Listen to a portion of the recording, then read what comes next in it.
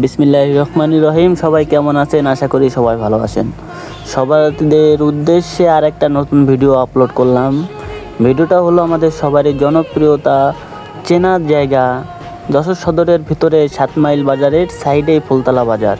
এখানে রয়েছে অনেক উন্নত মানের দোকান। ফুলতলা বাজার হিসেবে অনেক নামি দামি দোকান এখানে আছে। আর এই ফুলতলা বাজার হয়তো আপনাদের সবাইকে চেনা প্রয়োজন, যেমন ফুলতলা বাজারের উপর দিয়ে অনেক মানুষের যাতায়াত। এই ফুলতলা বাজার এক সময় অনেক ছিল, আর এখন অনেক উন্নত হয়ে গেছে। এখানে প্রায় 200-250 দোকান আছে।